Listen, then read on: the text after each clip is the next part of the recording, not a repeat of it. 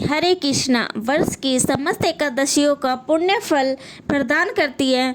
ज्येष्ठ मास के शुक्ल पक्ष में आने वाली पांडव निर्जला एकादशी, और इस बार यह एकादशी आ रही है 25 जून 2026 को, और कुछ स्थानों पर इसका पालन 26 जून 2026 को किया जा रहा है। यह एकादशी इतनी अधिक विशेष है कि जो भी मनुष्य इस एकादशी को पूर्ण नियमों के साथ श्रद्धा के साथ पालन कर लेता है, उसे वर्ष की सभी एकादशियों का पुण्य फल अपने आप ही मिल जाता है। और यह बात स्वयं व्यासदेव जी कह रहे हैं भीमसेन को। तो चलिए आज के इस वीडियो में जानते हैं कि इस बार पांडव निर्जला एकादशी का व्रत पालन कैसे करना चाहिए और किस तरह से आप अपने शरीर और मन को स्वस्थ रखते हुए भगवान के प्रति अपना ध्यान केंद्रित करके रख सकते हैं और फिर भी पूर्ण समर्पण और निष्ठा के साथ अच्छे से इस एकादशी का पालन कर सकते हैं। तो आइए आज के निर्जला एकादशी व्रत विधि वीडियो आरंभ करते हैं। तो वैदिक नियम अनुसार किसी भी एकादशी का व्रत आरंभ दशमी तिथि से ही आने की एक दिन पहले से ही हो जाता है। तो सबसे पहले एकादशी के दिन एकादशी व्रत के लिए आवश्यक सामग्री पहले से ही तैयार करके रख ले। प्रयास करें कि एकादशी के दिन संपूर्ण समय आप घर में ही रहें, ठंडे स्थान पर रहें। दशमी के दिन देर रात को भारी भोजन ना ले। प्रयास करें कि संध्या के समय यानी 6 बजे से 7 बजे के बीच में अपना रात्रि भोजन ले लें और उसके 2 घंटे के बाद यानी 9 बजे से तक सो जाएं। तभी आप एकादशी के दिन प्रातः जल्दी उठ पाएंगे। और सोने से पहले भगवान श्री कृष्ण से प्रार्थना करें कि कल आने वाली निर्जला एकादशी का पालन करने के लिए वे आपको क्षमता और योग्यता चेतना प्रदान करें। अपने मोबाइल में या घड़ी में अलार्म लगाएं और सोते समय मोबाइल का उपयोग बिल्कुल भी ना करें, वरना आपको पता भी नहीं चलेगा कि 9 बजे के सोए हुए अब 12 बज गए और अभी भी आप जाग रहे हैं। 12 बजे सोकर सुबह 4 बजे नहीं उठ पाएंगे। इसीलिए अपने मन और इंद्रियों को संयम में रखें और जल्दी सो जाएं। अब अगले दिन एकादशी पर प्रातः ब्रह्म मुहूर्त में सबसे पहले उठ जाइए। आप अपने स्थानिक समय के अनुसार उसका पालन कर सकते हैं। अगर आपको ब्रह्म मुहूर्त का समय नहीं पता है तो प्रयास करें कि प्रातः 3:30 बजे के आसपास उठ जाएं। सुबह उठकर इस श्लोक का उच्चारण करें और इस प्रकार सबसे पहले भगवान को, अपने गुरु को, श्री प्रभुपाद जी के याद करें और उन सबसे निर्जला उपवास करने के लिए आशीर्वाद की याचना करें। अब देखिए, ब्रह्म मुहूर्त से पहले के समय में आप जल पी सकते हैं, इसीलिए दांतों को स्वच्छ रखना, स्नान करना और आवश्यकता अनुसार जल पीना, यह कार्य आप ब्रह्म मुहूर्त से पहले कर लीजिए। इसके बाद अपने घर में पूजा के स्थान या मंदिर के पास जाइए, उस स्थान को स्वच्छ कीजिए। अपने गुरु और परम भगवान श्री हरि को याद करते हुए मंदिर के द्वार खोलिए। प्रतिदिन आप जिस प्रकार विग्रहों की सेवा पूजा करते हैं उसी प्रकार सेवा कीजिए और फिर भगवान के समक्ष हाथ में गंगा जल लीजिए और निर्जला एकादशी व्रत का संकल्प लीजिए। अगर आपके पास गंगा जल नहीं है तो आप सामान्य कोई भी जल ले सकते हैं और उसमें गंगा, यमुना, गोदावरी, कावेरी, नर्मदा इत्यादि पवित्र नदियों का स्मरण करके उनका आवाहन कीजिए और संकल्प के समय इस मंत्र का उच्चारण कीजिए। एकादशी के दिन में भोजन से विरत रहूंगा और अगले दिन ही अन्न ग्रहण करूंगा। हे पुंडरीकाक्ष, हे अच्युतम, कृपया मुझे अपनी शरण में लीजिए। इस प्रकार संकल्प के बाद आप अपने घर में भगवान की मंगल आरती कीजिए। अगर घर में नहीं कर सकते हो तो आसपास कोई भी इस मंदिर या कोई भी अन्य मंदिर है जहां प्रातः 4:30 बजे मंगल आरती होती है, वहां जाइए। और अगर यह भी नहीं है तो आप ऑनलाइन मंगल आरती का दर्शन कर सकते हैं। लेकिन निर्जला एकादशी के दिन प्रातः काल में भगवान के विग्रह का दर्शन करना अत्यंत आवश्यक है, इसीलिए किसी भी माध्यम से प्रातः काल में भगवान के दर्शन अवश्य कीजिए। अब तुलसी देवी की पूजा अर्चना करने का समय है। अपने घर में एक मध्यम उच्च आसन रखें, उस पर तुलसी देवी को स्थापित कीजिए और उन्हें आवश्यकता अनुसार जल प्रदान करें, धूप, दीप और पुष्प अर्पित करें और यदि संभव है तो उसकी आरती कीजिए। तुलसी पूजा कैसे करनी चाहिए इस विषय में संपूर्ण तुलसी पूजन की विधि का वीडियो हमने बनाया है।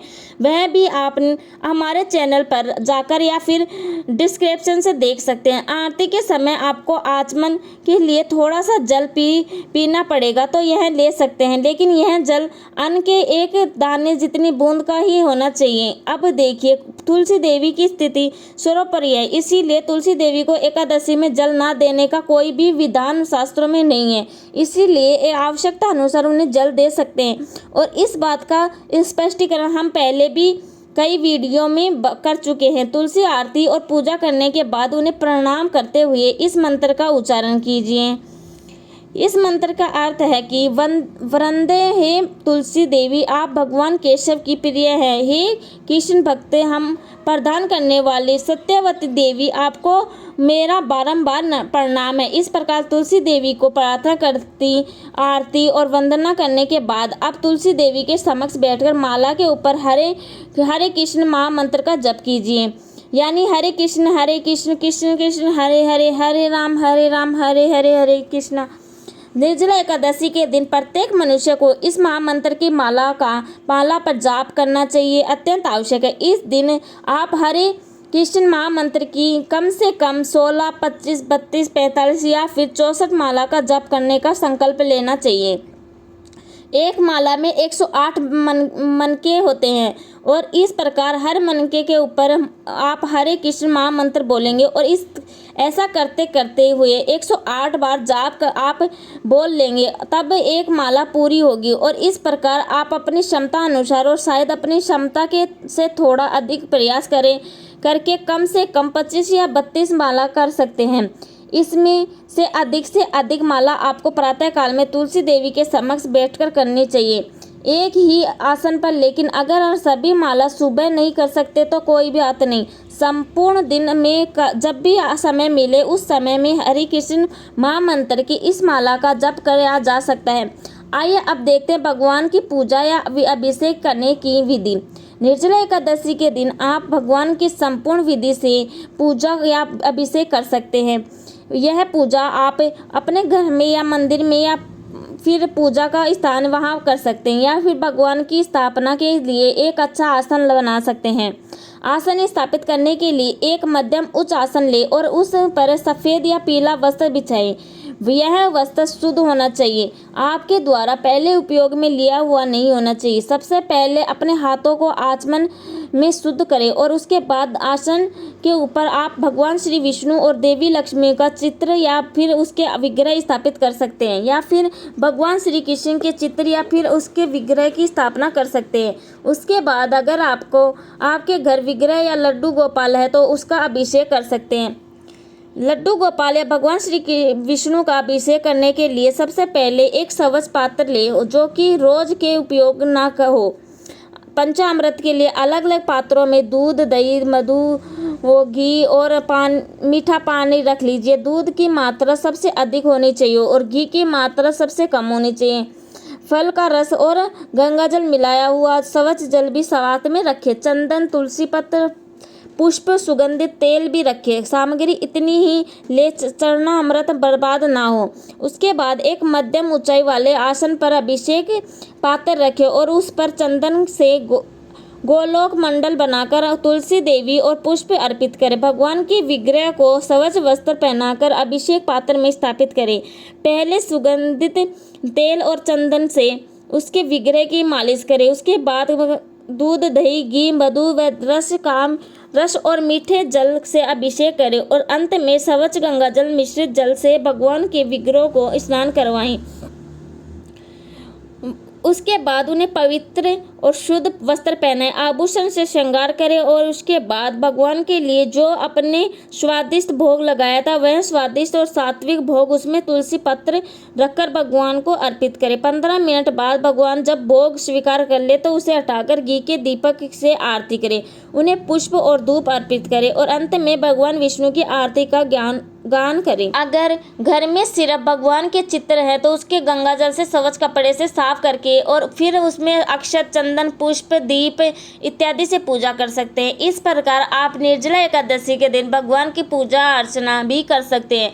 आइए अब बात करते हैं निर्जला एकादशी के उपवास की। तो निर्जला एकादशी के दिन अन्न के साथ साथ जल का भी त्याग करना होता है, इसीलिए इस उपवास को निर्जला उपवास कहते हैं। संपूर्ण दिन किसी भी प्रकार का अन्न, जल, दूध या फिर अन्य कोई भी पेय पदार्थ नहीं लिया जाता। लेकिन हाँ, आप भगवान को भोग अवश्य लगा सकते हैं, क्योंकि भगवान तो निर्जला नहीं करते ना, इसीलिए तो वो व्यक्ति बीमार हैं, वृद्ध हैं, बच्चे हैं, गर्भवती महिलाएं हैं या फिर स्तनपान कराने वाली माताएं हैं, उन्हें बिना जल के निर्जला एकादशी नहीं करनी चाहिए। हाँ, उन्हें क्या करना चाहिए तो अधिक से अधिक मात्रा में उन्हें हरे कृष्ण महामंत्र का जप करना चाहिए। यह उसके निर्जला उपवास के समक्ष होगा। उन्हें श्रीमद् भागवतम और भगवत गीता जैसे ग्रंथों का पाठ करना चाहिए और हरि कथा का श्रवण करना चाहिए। प्रत्येक व्यक्ति को अपने स्वास्थ्य को ध्यान में रखते हुए अपनी विवेक बुद्धि का उपयोग करके इस व्रत को रखना चाहिए, क्योंकि इस व्रत में सबसे महत्वपूर्ण अपनी चेतना को अधिक से अधिक भगवान श्री कृष्ण के चिंतन में लगाना। अगर कोई व्यक्ति संपूर्ण दिन बिना जल के रह लेता है, लेकिन शाम को ऐसा लगता है कि अब पानी लेना पड़ेगा और नहीं लिया तो स्वास्थ्य खराब हो जाएगा, तो फिर संध्या के समय में आप भगवान से प्रार्थना करके उन्हें अर्पित किया हुआ जल से ले सकते हैं। लेकिन जितना हो सके उतना अधिक से अधिक प्रयास करके निर्जला व्रत अवश्य करना चाहिए। जैसा कि हमने बताया कि अगर आपके घर में वृद्ध, बच्चे और बीमार या फिर गर्भवती माताएं हैं तो जो बिना जल और भोजन के ही नहीं रह सकते, तो उसके लिए आप अधिक से अधिक फलों का रस जैसे कि मैंगो शेक और बनाना शेक, चीकू शेक या फिर किसी भी प्रकार का फल का रस, यह सब बनाकर दे सकते हैं। उसमें आप ड्राई फ्रूट्स डालकर भी दे सकते हैं या फिर एकादशी प्रसाद बनाकर भी उन्हें खिला सकते हैं। लेकिन किसी भी स्थिति में निर्जला एकादशी के दिन आपके घर में अन्न नहीं बनना चाहिए, ना आपको लेना चाहिए और ना ही घर में किसी को देना है। इस बात का आवश्यक ध्यान रखें। चलिए अब बात करते हैं कि पूरे दिन निर्जला एकादशी के दिन क्या करेंगे। तो संपूर्ण दिन के दौरान और विशेषकर दोपहर के समय में स्वयं को अधिक गर्मी वाले स्थान से दूर रखिए। अपने शरीर को जितना ठंडा रखेंगे उतना आपके लिए निर्जला व्रत रख पाना आसान होगा। भक्तों के साथ मिलकर श्रीमद् भगवत कथा का 10वें स्कंद से भगवान श्री कृष्ण की बाल लीलाएं पढ़ सकते हैं। परिणामभूत वक्ता से भगवान की लीला कथा सुन सकते हैं। इस दिन आप कुछ भक्त साथ मिलकर या फिर मंदिर में बैठकर विष्णु सहस्त्र नाम, नरसिंह कवच, श्री राधा कृपा कटाक्ष स्तोत्र, ब्रह्म सहित इत्यादि स्तोत्रों का पाठ कर सकते हैं, कीर्तन कर सकते हैं या फिर संपूर्ण भगवत गीता के श्लोकों को पढ़ सकते हैं। अगर गर्मी ज़्यादा लग रही है या फिर नींद आ रही है तो ठंडे पानी से स्नान कर लीजिए। अगर आपको मोबाइल या टीवी भी याद आ रही है तो आप हमारे चैनल पर आध्यात्मिक आनंद देने वाले बहुत सारे वीडियो हैं, जैसे कि श्री कृष्ण की कथा सीरीज यानी भगवान श्री कृष्ण बाल लीलाओं वाली एनिमेशन कथा श्रृंखला, जगन्नाथ जी की सुंदर और मधुर, ऐसी बहुत सारी कथाएं, श्रीमद् भगवत गीता की कथाएं, भगवान के भक्तों की कथाएं, भक्त दर्शन श्रृंखला में इत्यादि सभी चीज़ों को देख सकते हैं। लेकिन ध्यान रहे, इनको देखते देखते आपको मन और आपके हाथ की उंगलियां कहीं और भटक ना जाए, इस बात का जरूर ध्यान रखिए। अब संध्या के समय भगवान के समक्ष और तुलसी देवी के समक्ष घी का दीपक प्रज्वलित करे, अगरबत्ती करे और परिवार के साथ बैठकर हरे कृष्ण महामंत्र का कीर्तन करे। अगर आपके पास घर में करताल या मृदंग है तो उसके साथ कीर्तन करें, सबसे अच्छा होगा। अगर नहीं है तो आप बिना उसके भी कीर्तन कर सकते हैं। उसके बाद भगवान को संध्या भोग अर्पित करें और रात्रि में उन्हें शयन करवाएं। और अगर आप निर्जला एकादशी के दिन संपूर्ण रात्रि जागरण कर सकते हैं तो यह सर्वोत्तम है, क्योंकि हमारे शास्त्रों में एकादशी व्रत विधि में जागरण का भी विशेष महत्व बताया गया है। जो कि व्यक्ति एकादशी व्रत का पालन करने के बाद रात्रि में जागरण करता है, उसके ऊपर परम भगवान श्री हरि की विशेष कृपा होती है। तो अगर जागरण उन्हें तो प्रयास करें कि हरे कृष्ण महामंत्र का जाप करें या कीर्तन करें या फिर भक्तों के साथ मिलकर भगवान श्रवण करें, आध्यात्मिक चर्चा कर सकते हैं, आध्यात्मिक गेम्स खेल सकते हैं। लेकिन मोबाइल के साथ या मूवीज के साथ जागरण मत कीजिएगा, उसका कोई लाभ नहीं होगा। उसके अच्छा होगा कि आप विश्राम करें। लेकिन लेकिन अगर आपको लग रहा है कि अब आप अधिक जागरण नहीं कर पाएंगे तो कोई बात नहीं, आप विश्राम भी कर सकते हैं। भगवान का स्मरण करते हुए विश्राम कर लें, लेकिन अगले दिन प्रातः काल में फिर से ब्रह्म मुहूर्त में उठ जाइए। अगले दिन फिर से प्रातः ब्रह्म मुहूर्त में उठने के बाद स्नान आदि से स्वच्छ हो जाइए। उसके बाद भगवान की मंगल आरती कीजिए। 25 जून 2026 गुरुवार के दिन पालन किए गए एकादशी व्रत का पारण समय होगा अगले दिन यानी कि 26 जून 2026 शुक्रवार के दिन सुबह 5:25 से लेकर 10:04 के बीच में। अब जो लोग 26 जून को शुक्रवार के दिन पांडव निर्जला एकादशी व्रत रखना चाहते हैं उन्हें इस व्रत का पालन करना होगा अगले दिन यानी कि 27 जून 2026 को शनिवार के दिन सुबह 5:25 से लेकर 10:08 के बीच में। पारण के लिए सबसे पहले किसी सुयोग्य ब्राह्मण को अपनी क्षमता अनुसार दान दीजिए। अगर संभव है तो घर पर बुलाइए, उन्हें भोजन दे सकते हैं या फिर आप मंदिर में जाकर जल का घड़ा रख सकते हैं। जितने निर्जला एकादशी व्रत किया है उन्हें जल, गुड़ पानी, नींबू पानी, नारियल पानी इत्यादि पिलाकर उन्हें पारण करवा सकते हैं और अंत में उन्हें अपने इस एकादशी व्रत का भगवान को अर्पित करते हुए उन्हें प्रार्थना करते हुए पालन कर सकते हैं। अगर आपने बिना जल के एकादशी व्रत किया है तो आप भी जल लेकर एकादशी व्रत का पालन कर सकते हैं। पारण करते समय सबसे पहले इस मंत्र का उच्चारण कीजिए। मैं अज्ञानता के अंधकार में हूँ, हे केशव, हे प्रसन्न मुख भगवान, इस दोष रहित व्रत से संप्रसन्न होकर कृपया मुझे ज्ञान और चक्षु और आपकी भक्ति प्रदान करें। इस प्रकार प्रार्थना करने के साथ साथ भगवान से यह भी कहें कि हे प्रभु, मैंने इस निर्जला व्रत का पालन करने का संपूर्ण प्रयास किया था, लेकिन अगर उसमें मुझसे कोई भी त्रुटि रह गई हो, कोई भी शारीरिक या मानसिक दोष रह गया हो तो उसके लिए मुझे क्षमा कीजिए। इस प्रकार क्षमा प्रार्थना करने के बाद अब आप अपना निर्जला एकादशी व्रत खोल सकते हैं। जिसने निर्जला उपवास किया है उन्हें पारण के समय सिर्फ थोड़ा सा ही जल लेना चाहिए और उसमें भी नींबू पानी, गुड़ पानी, नारियल पानी यह सब लेना अच्छा रहेगा, क्योंकि अगर एकदम से आप भारी अन्न युक्त भोजन कर लेंगे तो हो सकता है कि आपके पाचन की प्रक्रिया थोड़ी मंद पड़ जाए और शरीर अस्वस्थ महसूस करे।